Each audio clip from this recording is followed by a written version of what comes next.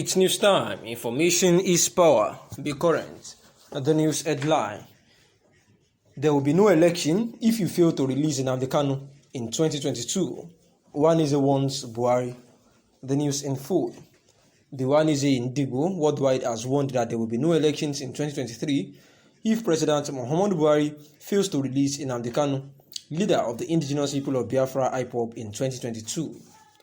The group also urged Igbos to equip and prepare themselves for a tougher 2022 with the same virtue and mental strength that saw them overcome the oppression, intimidation, and arm twisting all over the world, especially in Nigeria.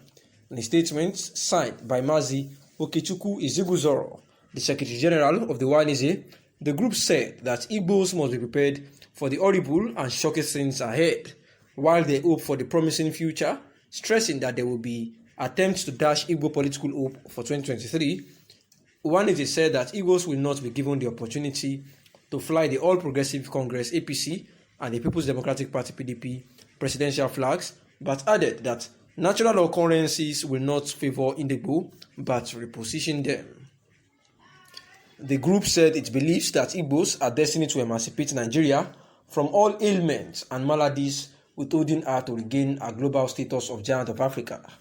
The President, Muhammadu Buhari, should release Nnamdi Kanu in 2022 so as to authorize peace, security, and stability to return to southeastern Nigeria. But if he is not released come 2022, has been championed by Northern Leadership, Ariwa Consultative Forum, and the Northern Elders Forum, there will be no 2023 elections in eastern Nigeria, with the evidence of sit-at-homes in the east, and which will deteriorate the security challenges of southern Nigeria. Buhari cannot shy away from releasing Nnamdi Kanu. It will help to obliterate the negative impression of Nigeria in the eyes of international community and restore the dignity of Nigeria and readmit her amongst the commit of nations. It added that in 2023, we are committed to Nigeria president of Igbo extraction as a result of addressing the equity, fairness, and obeying the gentleman agreement of rotational presidency reached by Nigeria's patriots in 1999, which has helped to stabilize the country. It will be unwise to scuttle it now. It favors Ndigbo. We will commence the political journey of 2023 with persuasive visits to all geopolitical zones of the country by January 13, 2023. But in the case of conspiracy, sabotage, and denial of Igbo, the 2023 presidential ticket in APC and PDP, both the conspirators and saboteurs, will only be available for the doomsday and may not superintendent the affairs of the country in 2023, as secessionist group will be strengthened and unified by the evidence of political neglect, marginalization, and enslavement of eastern Nigeria. To our leaders, we are tired of the worsening state of insecurity in the country.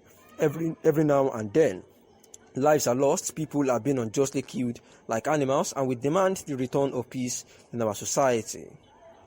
We are saying enough is enough, no more bloodshed. Out of school children figure is witnessing a massive rise of orphans everywhere. We can't travel in peace. The economy is crumbling. People are burnt while traveling. The protesters marched from Audu Bako Secretariat to the Kanu government house, where security operatives received the group of protesters, listened to them, and promised to take the matter further to the appropriate quarters. Meanwhile, following the recent spike in terror attacks in Sokoto and Katsina states, President Muhammadu Buhari has dispersed a high-level delegation made up of heads of national intelligence and security services to the two states. According to a statement by the President's Senior Special Assistant on Media and Publicity, Garba Shehu, on Friday, Buhari expects the delegation to present an immediate situation report and recommendations on actions to follow to effectively deal with the worrying situation. And also, the defunct Social Democratic Party, SDP, Professor Yowuse Aga, has urged separatist agitators to go about the agitations in a civilized manner to avoid bloodshed. In an interview with Vincent Kalu, the Professor Agia, a former senator who has served twice as minister and twice as ambassador, said that the 3 zones that have produced presidents should wait for the other 3 zones to have presidents. After that, he noted that the president should be chosen purely through popular contest, devoid of zoning. Many Nigerians have tried to go back in history to situate Nigerians' problems in the amalgamation of 1914. They say that Nigerians' amalgamation into one country should never be taking place because of our differences. These groups insist that the amalgamation's expiration date is over and is now the time for the dissolution of the Federation. But I say these people are wrong. There is no manual for the formation of nations. Wars, accidents, imperialism, necessity, agreement, arbitrations, and consensus have all given birth to countries. Our nation was born from imperialism and it became a British colony after the Berlin Conference of 1884 to 1885. But we shook off the shackles of colonialism and emerged as an independent nation. The whole world still understanding that Nigeria would be a great nation and would wipe away the tears of all black people of the world by building a great democracy and a republic where justice and honor, peace and progress will be showcased. The reasons for the failure to attain greatness are that we have poor leaders and poor followers who have not been able to make nation building their number one priority. Our leaders have continued to wallow in ethnic racism and corruption. Ironically, it was based on Pan-African unity and nationalism, and our founding fathers got independence. But soon after independence, we have systematically destroyed every fabric of nation building through corruption and ethnic racism. The last 6 years have been the very worst in throwing up Nigeria's fault lines. The parties have failed to give leadership and they lack ideological commitment, purpose, or clarity. The weak institutions of states have been unable to defend democracy, and the Nigerian people have yet not resolved on national greatness. When we decide, nobody can stop us, the professor says.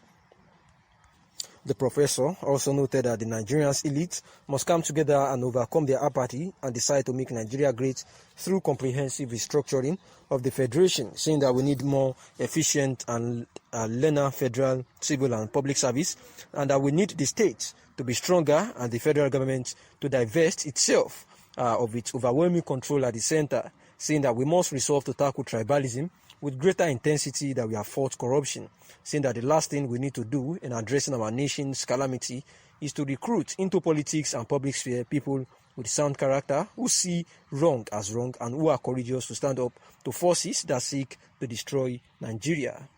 Asking about insecurity, saying that we started with Boko Haram and now ISWAP, saying that the United Arab Emirates recently named some Nigerians sponsoring the insurgent group, saying that Nigerians were excited, thinking that those who have contributed to the plunging this country into the crisis that has got millions of dollars and the carnage that followed will be prosecuted.